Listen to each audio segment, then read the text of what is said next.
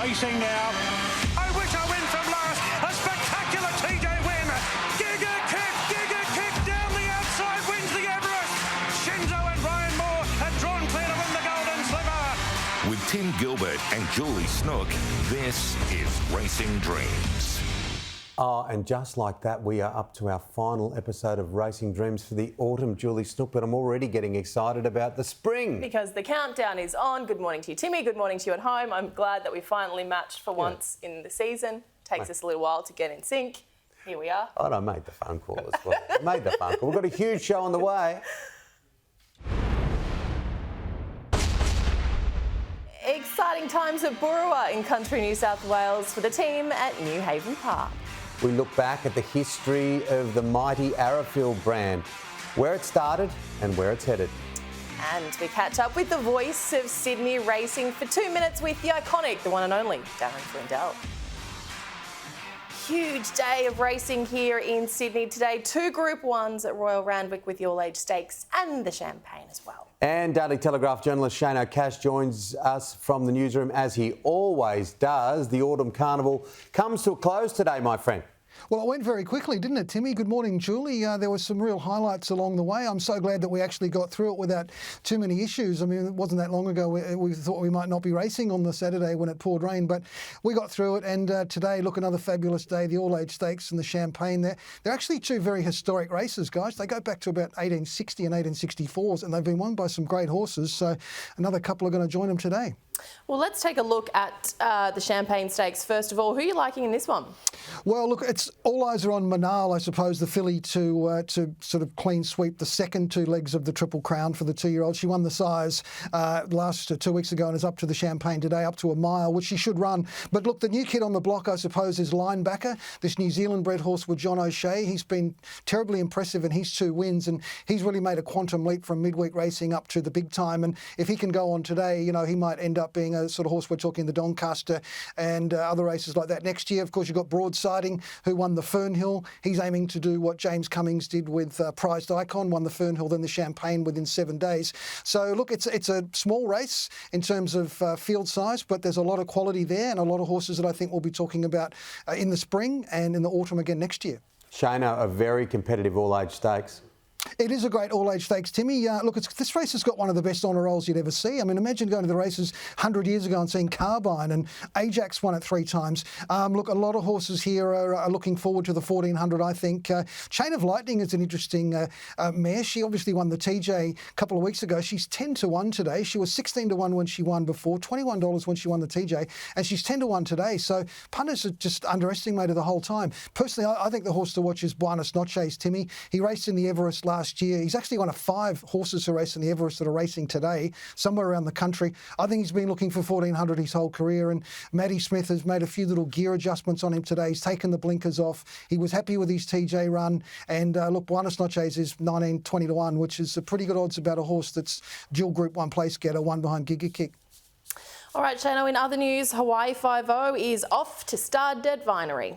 Yeah, good life coming up for Hawaii 5-0. He was a very good horse. I mean, he retires as a dual Group 3 winner, but he was Group 1 placed. He was a lot better horse, I think, than his record reads, even though it's a pretty good record on its own.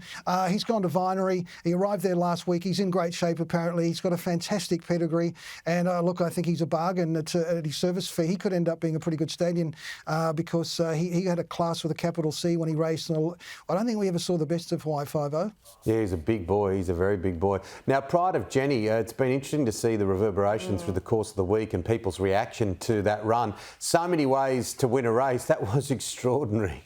Look, I've never seen anything like it, Timmy. Apparently she was 98 metres in front of the second horse at one point in that race. Look, you've watched a lot of races, both of you, and generally speaking, horses that are that far in front, at Randwick in particular, they stop because it is a long run home, 400 metres, some of it uphill. She kept going. It was quite incredible. The talk all week has been whether the jockeys behind her made sort of, tactical errors by not chasing her sooner. Look, I think they'll be having this debate in 100 years' time. But she won, and that's the main thing, and she probably raced herself into Horse of the Year honours because with Imperatriz losing in the TJ and this mare winning in the Queen Elizabeth, I think it just iced the cake for her, put it into her corner, and it was a fabulous race, a great ride, and gee, she's some mare. Imagine doing that around Moonee Valley. They'll never see which way she goes. Yeah, it was just extraordinary. And I saw on social media this week a gentleman's already painted this amazing artwork of that moment. She really captured our imaginations. Now another horse that really captured our imaginations right across this country of ours was Lonhro, and sadly we got the news yesterday that we have now said farewell to that mighty champ. Yeah, what a horse he was, Julie. I mean, Lonhro was one of those rare horses that was an Australian Horse of the Year, you know, because of what he did on the racetrack. And then he became a champion Australian stallion, which is a very hard thing to do. So obviously he was the complete racehorse. I don't think anything exemplified Lonhro's courage than his win in the Australian Cup. It's probably in the top 3 races for most people. He was a beaten horse twice up the straight. It was impossible for him to win, but somehow he got out. Darren Beadman got him into the clear, and it was just Lonhro's courage, nothing else, that got him across the line. And you know, the most memorable win by an absolute champion. And look, he lived a long life and he lived a great life. So, you know, valet to the great Lonhro. Yeah, absolutely. Shano, you've outdone yourself this autumn. We look forward to being back racing dreams this spring. Make sure you got your suit nice and dry cleaned for then. Will do. Thanks, guys. Thanks, Shano. Well, it's an exciting time at New Haven Park after another wonderful country championship. Absolutely, Jules. John Kelly and his team have had a big year, and a big year for many, many reasons. And they're excited because one of those big things to happen for them is that Group 1 winner Mo'unga will be standing there later this year. And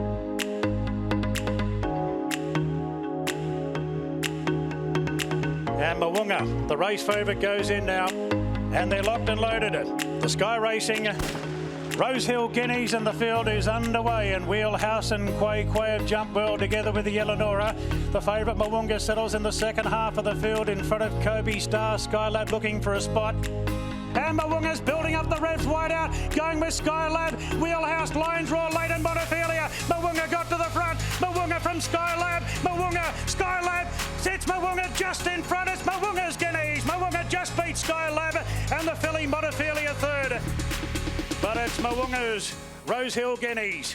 Tommy Berry teaming up with Annabelle Neesham, her first Group 1 success.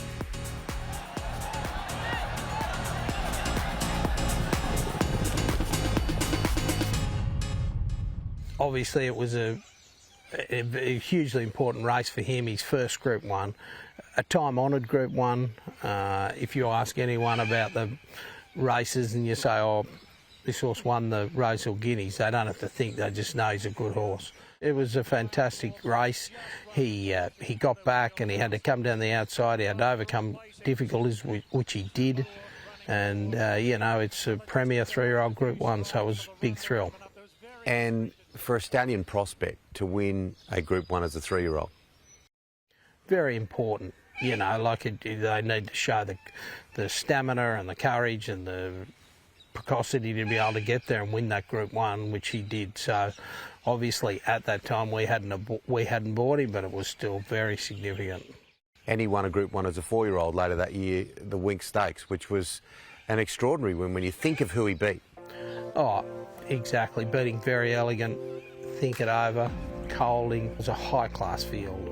And for him, weight for age, 1,400 metres, like hugely important for him and his stud career and his future. So, you know, and to beat horses like Very Elegant, she was the dominant weight for age horse.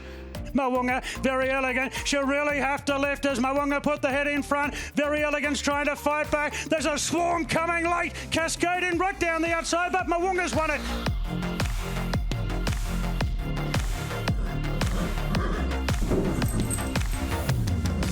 That was a star-studded field, wasn't it? Hungry Heart, and like nearly every horse is one of those names you always remember in that particular race. Well, I think it's significant from exactly in that race, but then for Mo'unga raced in 18 Group 1s in a row.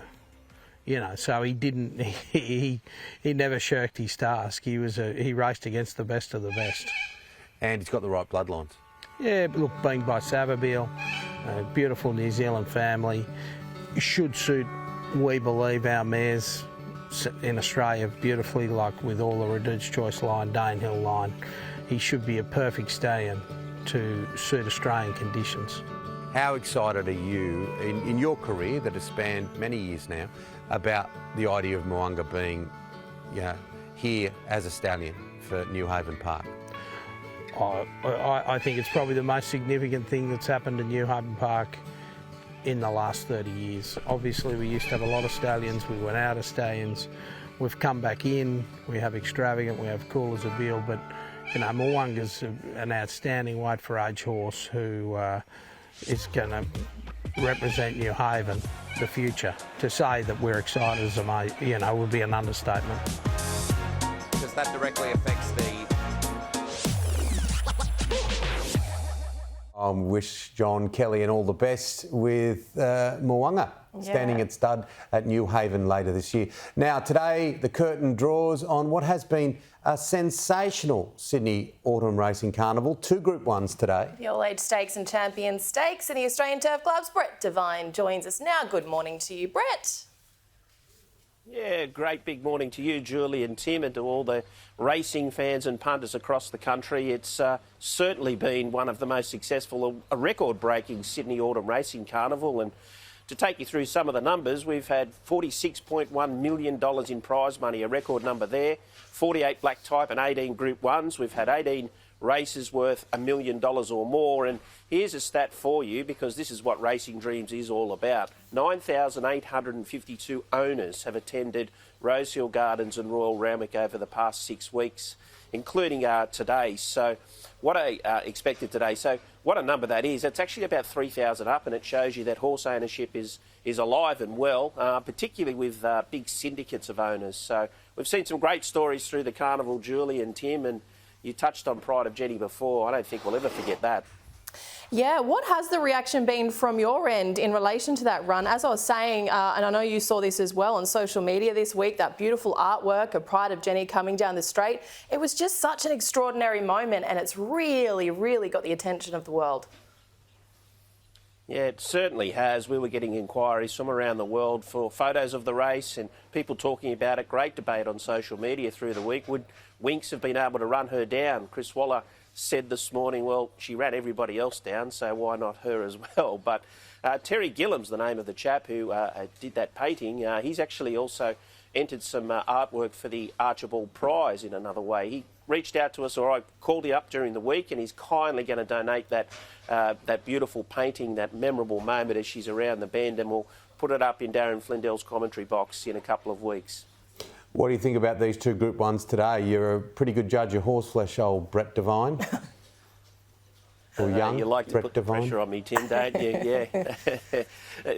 The Martin Shandon Champagne Stakes, the 3rd leg of the 2-year-old Triple Crown, is a really interesting race. We're coming to you live from John O'Shea's stables here. He's got Linebacker in the race, and he's won his first 2 starts in most impressive fashion, so he's going to be hard to beat. Of course, Manal, who won the English Sires, is in the race, another different form line there, and James Cummings in Godolphin with Broadsiding. So it really is a great renewal of that Martin Shandon Champagne Stakes this year. 3 different form lines coming through it, and of course the All Age Stakes, the Schweppes All Age Stakes, worth $1.5 million, is one of the highest rating races of the year every year, and it's got a really big field and a really deep field there today. Espiona's the favourite for Chris Waller as she chases another Group 1 win.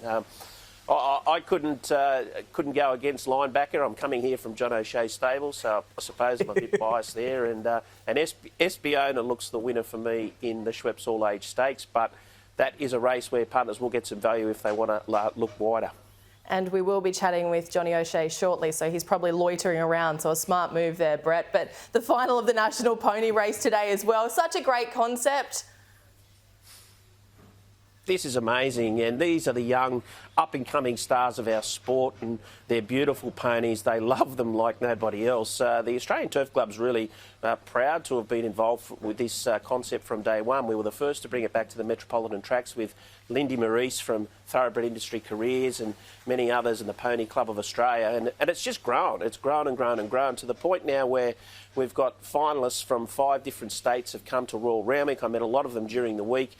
They are just in awe of being here to race up the straight in 2 finals, the smaller, what they call the smaller ponies, if that's not a tautology, and then the larger, older riders and their horses as well. It's a wonderful way for young people to get involved into the sport. It'll be a great spectacle. First one's at 11 o'clock and the next one 11:45, all around the start of the race day. Oh, that'll be fantastic. Now we're going to hang up our suits for Racing Dreams until the spring. This is our final episode. We'll be back for the spring, and the Sydney spring is just extraordinary. Oh, it's massive, Tim, isn't it? And look, we'll get through the winter months and there's always strong racing here, great prize money week in, week out. But it won't be long before we're starting to talk about the Everest, people starting to wheel and deal and secure their slots. Spring in Sydney is now one of the biggest events in the sporting and racing world all year. So really looking forward to another big day here. It's been a huge Sydney Autumn Racing Carnival, a record-breaking one as I've touched on, but the spring is next level, isn't it? And that really is where racing dreams continue to be made. We cannot wait. Brett, lovely to see you. Thanks for your time this morning. Thank you to Julie and Tim, and good luck to all the punters. Thank you, Brett. And our tipsters, well, we put them to the test, including ourselves this autumn. We did. So who came out on top and who was left with the wooden spoon, or in this case, the shovel? We'll have those details next.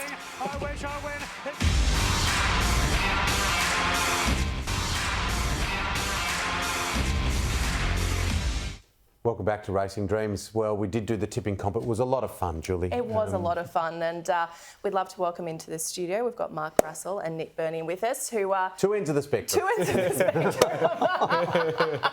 So to speak. Lovely to see you, gents. Nick, I've got to say, congrats. What a season you had. Yeah, it was a bit of fun. It was good. We started early and there was a couple coming at me there late. I think Shane was only one off me there last week, but we got home in the end. It was a bit of fun though. It was lots of fun. Yeah, Nick winning with 5 out of 7, and Mark, you're at the other end of the spectrum with 1 out of 7. How do you reflect? Well, congratulations, Nick. Just too good. But let's have a look at the leaderboard. Yeah, I was very stiff, really. 3 seconds. I can get better. You took some risks. You did. You took some risks. That's what I liked about your approach, Mark. We also had Sky Racing's Kirsten Duke in, Fox Sports' Isabella Liam-Bruggen, our 2 tipsters. We've got Ray Thomas from the Daily Telegraph, Shane O'Cass as well, and Timmy and I. So there you go, Nick, with 5. Gee, you did very well. You did very well. But there was a price to pay, Julie. I believe there was a price to pay, and I was so nervous that I would be the one paying this price, but I believe it was you, Mark, and you got your hands dirty. Well, I've got a newfound respect for those guys and gals that work around the stables. Tim and I went out and had a look, and they do not stop. Congratulations. They're Anthony Cummings stable. They did not stop. They were little busy bees everywhere. So let's have a look. Well, it's come down to this. We've had the tipping comp. We've had a lot of fun. Nick Burney was a successful winner, so well done, Nick. But we did say there was going to be a winner and there was going to be someone that came last in this tipping comp, and there was going to be a price to pay. Mark Brassel, a very good judge of horseflesh. You're very unlucky, but 1 out of 7. very unlucky, but that doesn't cut the mustard, does it, unfortunately? So 1 out of 7, that means you finished last, and what we're doing today, we've secured the services of Owen, the clerk of the course of the Australian Turf Club. Owen, what do you got Mark to do today? How are you, Tim? All right, nice to meet you, Mark. I've got you doing a couple of things in the boxes, but why is he dressed in a suit? My wife said I'd be safe if I wore the suit. Okay, yeah. Does she also help you with your tipping as well? Absolutely. All right, anyway. All right, well, I'll leave it with you guys. You guys go and do it, and I'll wait over. No. What you brought him down here, you can give him a hand. He's not going to be able to do everything on his own. No, that's not the way it works. This way, please. That's not the way it works. Come on. Oh. Okay, you can't miss picking a winner here, Mark. One of those rakes is yours. Tim, in there. I need that bin filled up with all those shavings. Thanks. Come on, You're not going to need that jacket.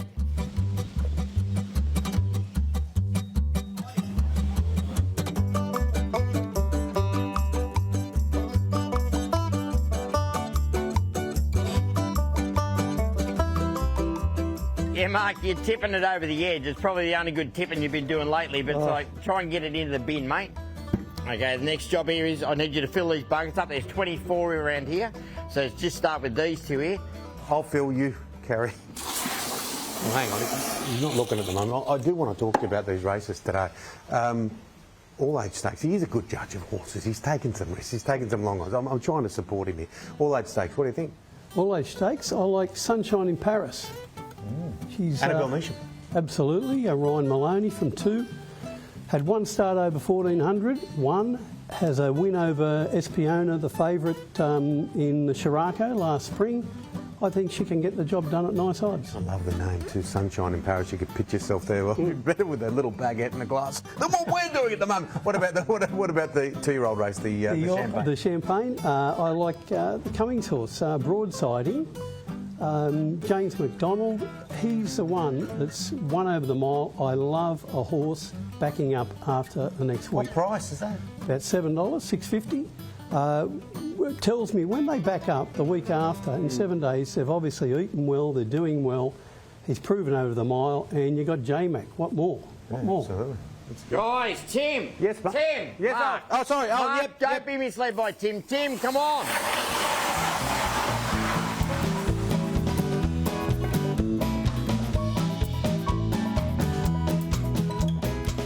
Yeah, guys. We need this all swept. We've got a whole stable block to do. We've got 40 minutes to finish. 40 minutes, Tim. We've got to finish it up. Don't, please, just get into it.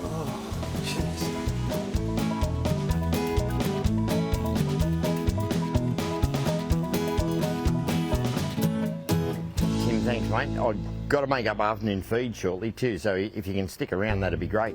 Not today, mate. Thanks, Owen. What do you mean? As always, thanks for nothing. I thought you were here to help me for the day.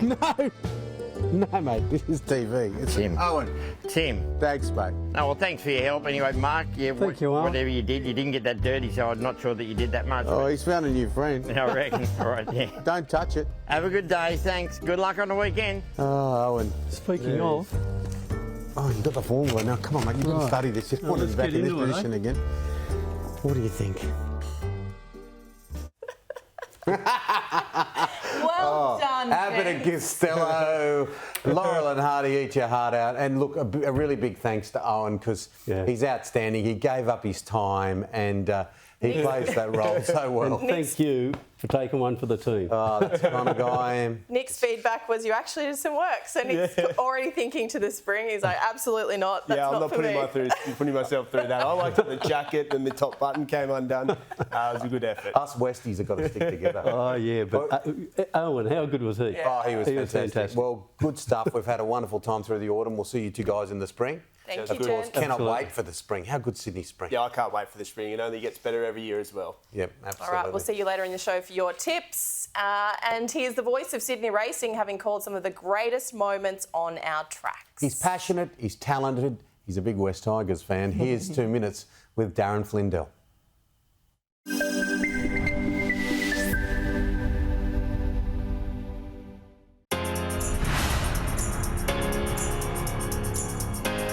What I love about racing is the thrill of the chase, I guess, doing the form, that feeling of getting it right and that euphoric feeling. It might only last for a few seconds, but when the horse you've tipped and you've backed or you own moves up, hits the lead and it's all over, it's a great feeling. Nothing comes close to that. The Golden Slipper, since I was a young teenager, was always the one, and it was the traditional race that has really stood the test of time.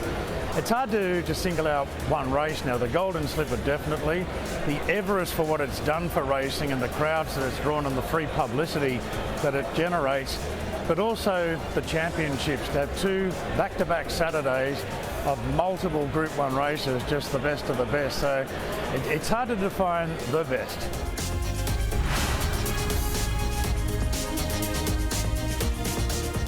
Chautauqua's my favourite horse because I think he's winning the 2017 TJ is just a replay that's been played over and over and will continue in years to come.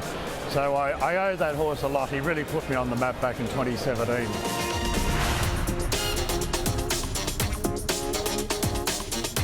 Hong Kong, I used to like to play the Big Six over there, the 6 up, similar to what we've got here, and I had a little bit of luck and I won enough money to buy a second-hand, mind you, Porsche. Got a discount for cash, so it was good sort of getting the 6 up right and then buying another car in cash.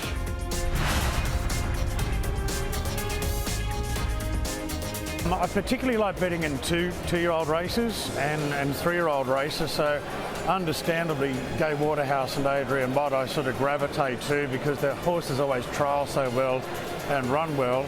And my go-to jockey a lot of the time is Nasrilla. He just puts them where they need to be. And you just know when it's going to be a close finish, Nash will always be able to lift them and find a little bit extra.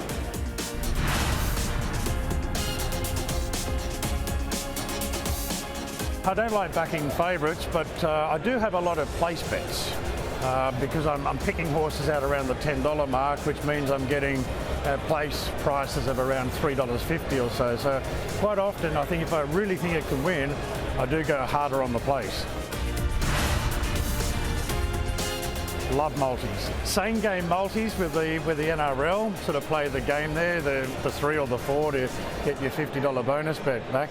But with the racing, if I really like a couple of runners late in the day and they're say around the $4, $5, I'll find something that looks guaranteed to run a place early in the day and then multi it into the win. And in my mind, I'm getting like a 50, 60% free multiplier.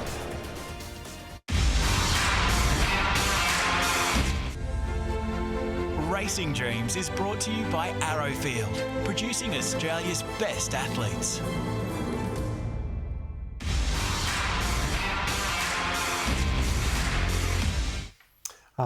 Can you believe it's the final episode of the autumn, Julie? I'm already getting excited for the spring. But, Time flies when you're having fun. Absolutely. Well, he only made his debut in Hawkesbury back in February. Today, undefeated Colt linebacker goes into the Group 1 Champion Stakes as one of the favourites, and rightly so. Trainer John O'Shea joins us now. Good morning to you, Johnny.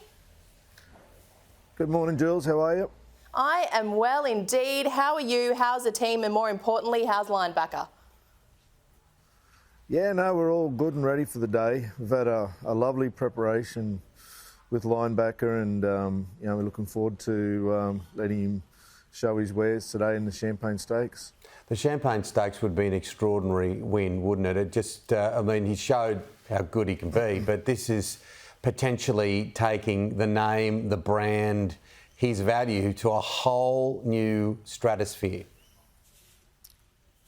Yeah, Timmy, it's obviously an important race for a young colt, and if he wins today, he's going to be the only unbeaten colt to win a Group 1 race this year, so it's going to be a massive feather in his cap. We're hoping he can get the job done, and it'd be a deserving win for the horse because he hasn't put a foot wrong on all of his appearances, and this has been his target race since he's been in work in November last year. Tell us a little bit about him. One of the owners, Frank Cook, loved him from the start. Why was he a standout to the team at the Karaka Yearling Sale? He's just a really gun-moving horse. We go to New Zealand every December with a team of prospective buyers and look at a bunch of yearlings, and he was one that stood out right from that was actually the first inspection we did when we got there. And so we went back to buy him in January, and we're lucky enough to be able to get hold of him. And, from day one, from the first time he did some work in our yard, he was a horse that we really had a good opinion of, and he's done nothing but, continue on from there. Who's the NFL fan? How did we get linebacker? Oh, mate, we're all NFL tragics at my place, and, the staff and particularly Michael Angelos, who's a part owner in it. We went to the Super Bowl this year, and, it's going to be a pretty special day for him, I think, if it wins, because there's no bigger NFL tragic than him. Johnny, a couple of other runners today, Ravello and Lions Roar as well. How are those two faring? Yeah, well, Ravello's probably a little over the odds, to be fair. He raced very well against the older horses at his last start, and today if he can get across without too much trouble, he looks to map very well. He's got no issues at 10 furlongs, and he's ready to run a hell of a race, to be fair. Lions Roar is going well, but probably 1400 is a little short of his best, and if it got too wet, that might just bring him undone, but he'll still acquit himself well, and I think if your viewers follow him when he gets to Scone to the Cup, he'll have his foot right on the till there. Yeah, good banter. Adrian Knox, that was a good day one of the champs for you. Yeah, no, she's back into the stable on Monday in preparation for the Queensland Oaks, and we can't wait to see her again. Obviously, the form around the Adrian Knox is very strong with the second horse coming out winning the Oaks, so, she's got a really bright future. All right, well, wishing you and the team all the best today. My challenge was to get a big smile out of Johnny O'Shea this morning before he takes linebacker to that. There we go. I knew I could do it. Have a good day. Good luck today. Only for you, Jules, only for you. Yeah. All the best with the North Queensland Cowboys as well. Thanks, John. Oh, you don't bring that up, Timmy. Have a good day, mate. See you, Johnny. See you, mate. Best of luck. Now, Bjorn Baker is one of the great personalities of racing here in Sydney. It's been a remarkable few years for him, and there's no signs of anything slowing down. Absolutely not. Today he has Star Sprint overpass in the Quokka. Timmy caught up with him earlier in the week. If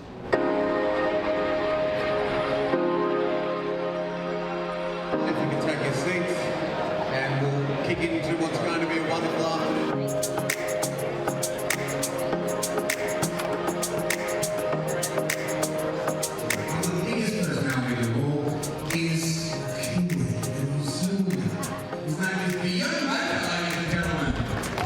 I'm about to become a citizen in Australia. It's my home. I love Australia.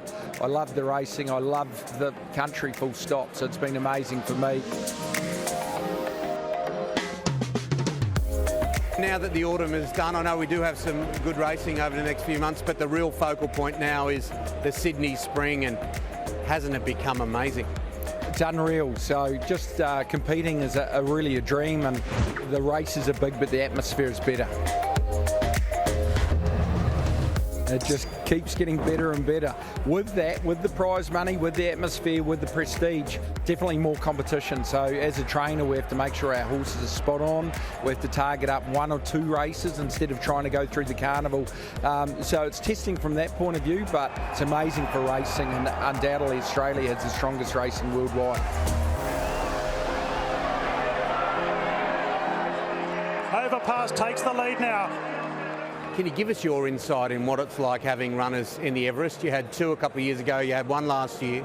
Well, it's a bit of a catch-22 because it's a great money race, and it's great prize money all the way back until last. So just getting a horse in the race is a result in one way.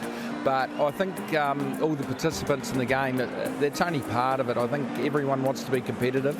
Everyone wants to be at the pointing end of the finish, and that's what it's about. So even if you're not in the money, it's still very disappointing. How can I improve? How can I get one back for next year? So you've got to keep challenging yourself. And with the extra competition in Australian racing, Sydney racing is tough week to week. So you've got to keep aiming up, looking to get better. The hearts are pumping. They're ready. Set. Lights on. All clear. Racing in the Quokka. Overpass has been outstanding in the Quokka today. Yeah, and it's a big race. He won last year, of course, and plenty of competition. We've got the local mare, Amelia's Jewel. She's a star. We've got Bella Nipotina, who's been competing in all the big races. King of Sparta coming over from Sydney. His form's immaculate. And a lot of the locals there, and they're always hard to beat.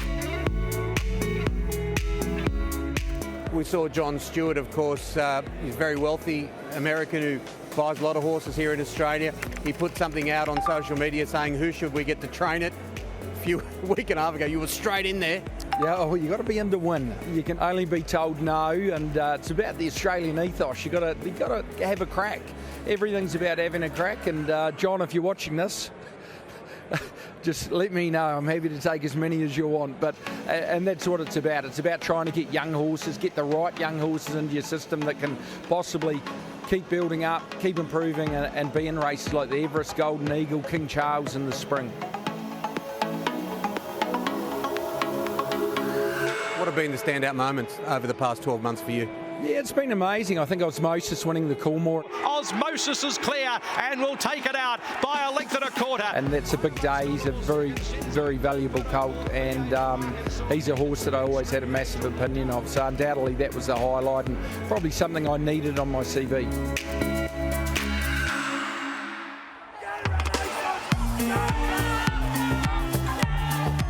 You've had a great year. Like, you've been here for 13 years now. Your dad, Murray Baker, New Zealand's greatest ever trainer, 5 derbies here.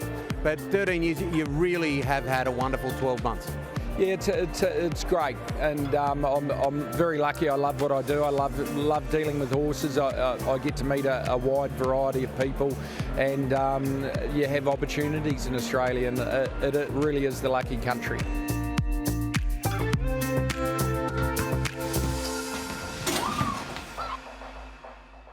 Oh, he's a character, and thankfully no one was injured in the backyard of that basketball match. Exactly. At Björn's place. Now, from Björn Baker to one of the big brands in this game. The Arrowfield name is synonymous with champions off the track and some of the most revered stallions in the industry. So, where did the Arrowfield story begin? We sat down with founder John Massara to rewind the clock on the history of the iconic farm.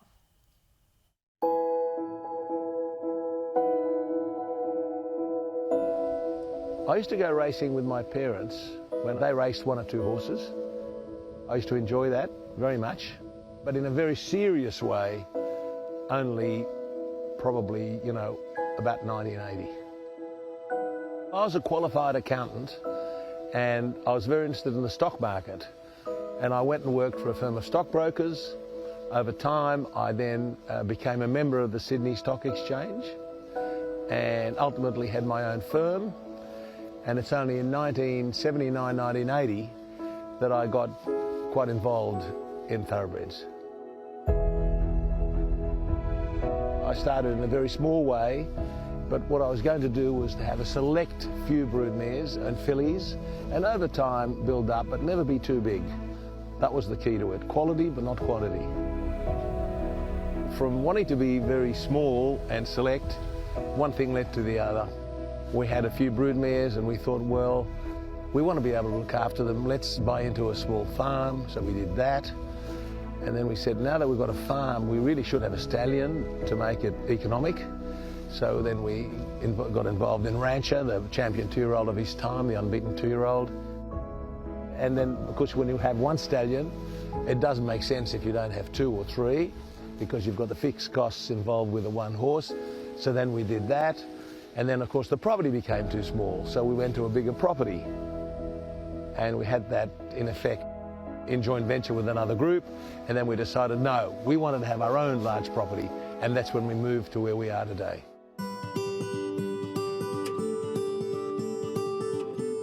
It's very well known for horses and cattle in this area. Trace elements, minerals, good limestone country too here. And we're adjoining the Glenbourne Dam, which has supposedly more water than Sydney Harbour. And we have the Pages River splitting the farm. So good regular source of water, great land, proven land. The original farm here, which was 700 acres, was a lucent farm and had very few horses on it for a very long time. So it was an ideal location to get going.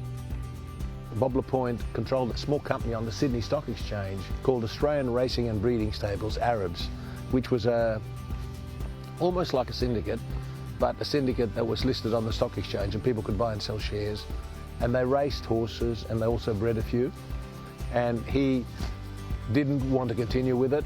And I met him one day over lunch and he said, look, I'd like to get out. And I said, look, I'm looking for a public vehicle so I could raise more money than I've got, because I think there are a lot of opportunities for expansion in the horse business down in Australia. We agreed that he would sell us control of the company. We would, by special meeting, sell in our assets at independent value, and then everything went into the public company. One of the things that Australian Racing and Breeding Stables had amongst its holdings was these silks, black and yellow diamonds, which were the silks of George Ryder, who was the founder of Australian Racing and Breeding Stables. George Ryder used to be the chairman of the Sydney Turf Club and was the developer of the Golden Slipper. They're quite famous silks, I think. So I immediately abandoned my own historical silks and adopted the George Ryder silks, black and yellow diamonds, which have now been our Arrowfield silks for a long time. We've got a lot to go. We've got big plans. There are big opportunities now worldwide, and we intend to carry on. But it certainly met our expectations, but I think there's plenty more to do. I've enjoyed the journey enormously, and so have my family. But we'd like to think that we've made the scene a better place and that we've upgraded the breeding industry to international standards. If we've done something towards that, then I'm happy.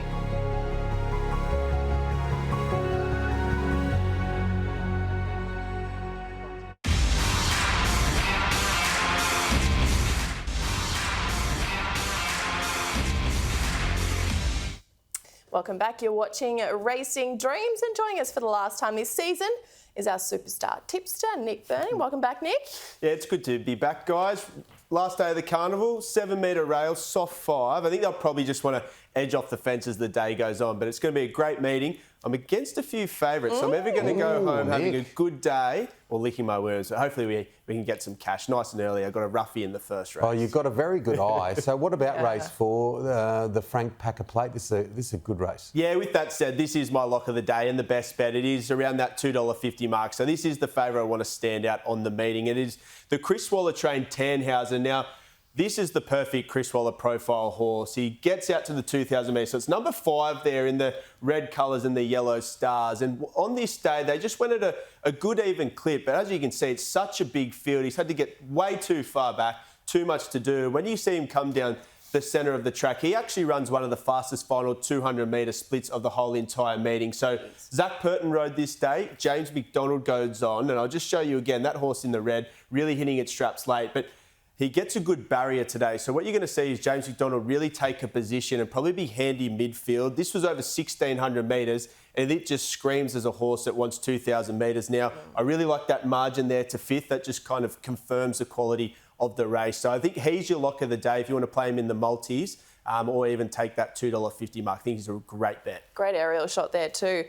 You've also got Faulkner Park in race 6. Yeah, so this horse, it actually kept me up last night because I was worried about the rain. I was like, not too much rain. So he gets a soft 5. He's the horse in the orange and black colours, just coming to the outside. Now, this was an Albury Cup. But these Albury Cups, the cup racing in country New South Wales, is such a big event these days because they get a ticket to the $3 million big dance in the Spring Carnival. He was heavily back this day. He started at $1.80. But just have a look at him let down here. He's got acceleration. So the race he goes in today is a lot of these horses are a little bit one-paced. They're quite dour types, where he's the one, he gets down to 53.5 kilos. And when horses get down to that weight, they can really sprint hard. So he's got the closing speed. I really liked his late work, 2,000 metres again. A really nice draw. Tyler Schiller, who's riding in fantastic form, sticks with the ride as well. So they got a great affiliation. I wonder if he's been on the Kentucky Fried Chicken this week. Yeah, that's right. The All-Age Stakes, this is a very competitive race. Yeah, outstanding race. So the TJ usually is the lead up to this race, but I'm just looking a little bit of a different form line here. And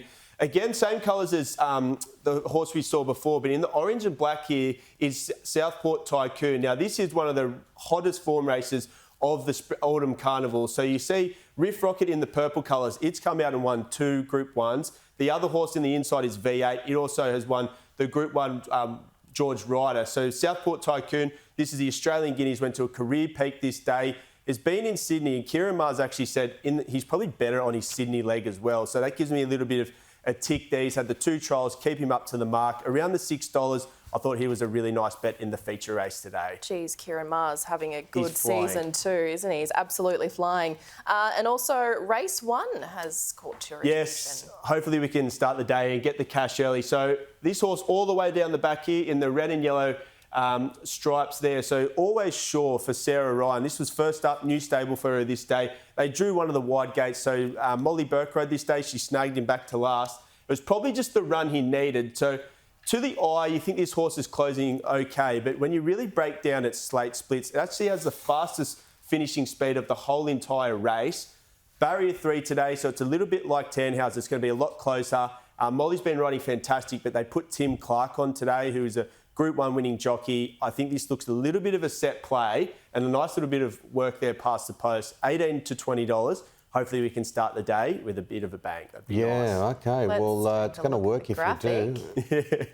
Oh, there we go. All-age stakes, race 4, race 6, race 8 and race 1 for Nick. Take a screenshot of that. There you go, Timmy. I'm going to take a photo of that right now. I'm not a very good photographer, but ladies and gentlemen, here I go. I'll take a screenshot. Oh, and I'll take a screenshot of us.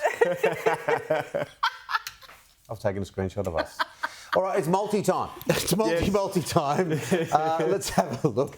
This is a great way to, and bet with your head not over it, but have a little bit of fun. Have a little bit of fun with the races, a little bit with the footy. Of course. Which way have you gone, Nick? I'm going to go Tannhauser for the win. Also Faulkner Park at the place, and of course my beloved Broncos.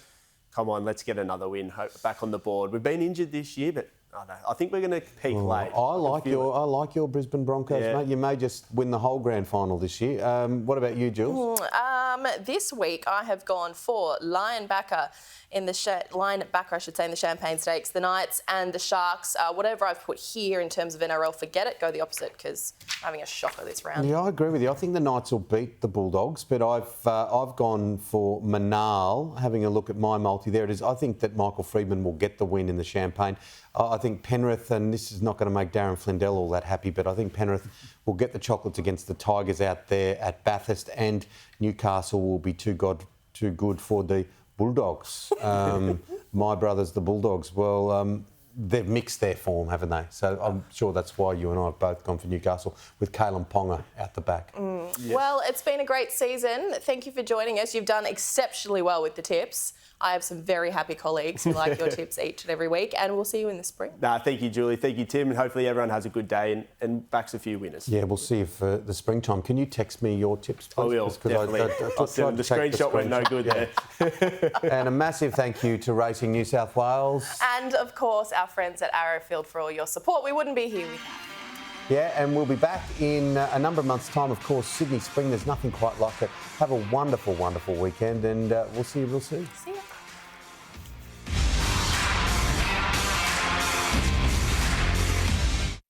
In the orange and black colours, just coming to the outside. Now, this was an Albury Cup, but these Albury Cups, the cup racing in country New South Wales, is such a big event these days because they get a ticket to the $3 million big dance in the Spring Carnival. He was heavily backed this day. He started at $1.80, but just have a look at him let down here. He's got acceleration. So the race he goes in today is a lot of these horses are a little bit one-paced. They're quite dour types, where he's the one, he gets down to 53.5 kilos. And when horses get down to that weight, they can really sprint hard. So he's got the closing speed. I really liked his late work, 2,000 metres again.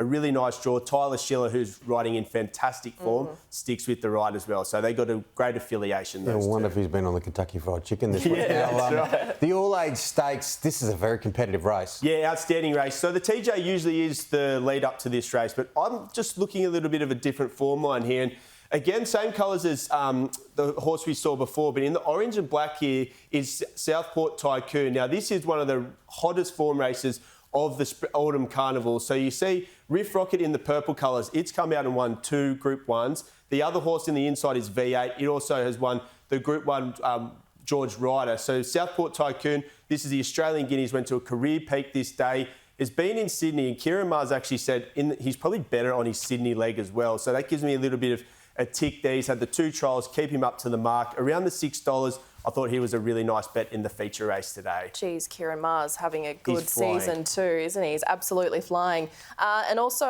race 1 has caught your attention. Yes, hopefully we can start the day and get the cash early. So this horse all the way down the back here in the red and yellow stripes there. So Always Sure for Sarah Ryan. This was first up, new stable for her this day. They drew one of the wide gates. So Molly Burke rode this day. She snagged him back to last. It was probably just the run he needed. So to the eye, you think this horse is closing okay, but when you really break down its slate splits, it actually has the fastest finishing speed of the whole entire race. Barrier 3 today, so it's a little bit like Tannhauser. It's going to be a lot closer. Molly's been riding fantastic, but they put Tim Clark on today, who is a Group 1 winning jockey. I think this looks a little bit of a set play and a nice little bit of work there past the post. $18 to $20. Hopefully we can start the day with a bit of a bang. That'd be nice. Okay. Well, it's going to work if we do. Oh, there we go. All-age stakes, race 4, race 6, race 8 and race 1 for Nick. Take a screenshot of that. There you go, Timmy. I'm going to take a photo of that right now. I'm not a very good photographer, but ladies and gentlemen, here I go. I'll take a screenshot. I'll take a screenshot of us. I've taken a screenshot of us. All right, it's multi-time. It's multi-time. Let's have a look. This is a great way to, bet with your head not over it, but have a little bit of fun, have a little bit of fun with the races, a little bit with the footy. Of course. Which way have you gone, Nick? I'm going to go Tannhauser for the win. Also Faulkner Park at the place. And, of course, my beloved Broncos. Come on, let's get another win back on the board. We've been injured this year, but I think we're going to peak late. I like your Brisbane Broncos, mate. You may just win the whole grand final this year. What about you, Jules? This week I have gone for Linebacker in the Champagne Stakes, the Knights and the Sharks. Whatever I've put here in terms of NRL, forget it. Go the opposite because I'm having a shocker this round. Yeah, I agree with you. I think the Knights will beat the Bulldogs, but I've gone for Manal. Having a look at my multi, there it is. I think that Michael Freedman will get the win in the Champagne. I think Penrith, and this is not going to make Darren Flindell all that happy, but I think Penrith will get the chocolates against the Tigers out there at Bathurst, and Newcastle will be too good for the Bulldogs. My brothers, the Bulldogs. Well, they've mixed their form, haven't they? So I'm sure that's why you and I have both gone for Newcastle with Kalen Ponga out the back. Yes. Well, it's been a great season. Thank you for joining us. You've done exceptionally well with the tips. I have some very happy colleagues who like your tips each and every week, and we'll see you in the spring. Thank you, Julie. Thank you, Tim, and hopefully everyone has a good day and backs a few winners. Yeah, we'll see if the springtime. Can you text me your tips, please? I will, definitely. The screenshot went no good there. And a massive thank you to Racing New South Wales. And, of course, our friends at Arrowfield for all your support. We wouldn't be here without you. Yeah, and we'll be back in a number of months' time. Of course, Sydney Spring, there's nothing quite like it. Have a wonderful, wonderful weekend, and we'll see you real soon. See you.